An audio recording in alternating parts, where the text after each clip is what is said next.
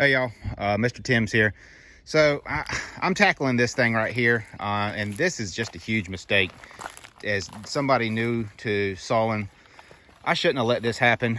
This just piled up with sawdust and the slabs that are coming off the excess. And I saw this rack with Sawing with Sandy, another YouTuber that has Woodland Mills Sawmills.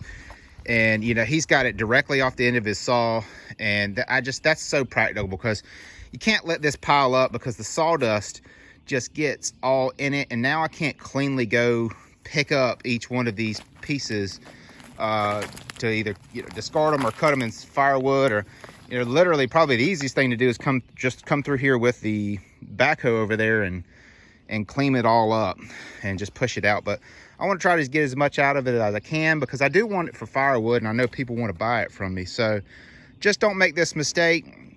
It takes a little bit more time on the front than just slinging it over the side of the mill, but it'll save you.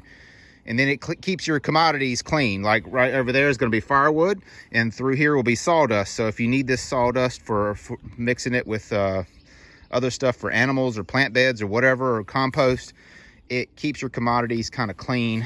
So took the 416 and came through here, and you can see I got the big stuff out and stacked over there for firewood, and now I've got this clean. And now when I'm ready to come get a scoop of sawdust, I can get it and use it for animals, or my brother did plant beds with it for compost. And so now it's nice and clean. I do have to get these slabs I did here off, and then start cleaning this stuff out. But that's all bark and stuff that falls, and mostly sawdust. So that'll be separate than this pile for clean sawdust and firewood. So let's get to work.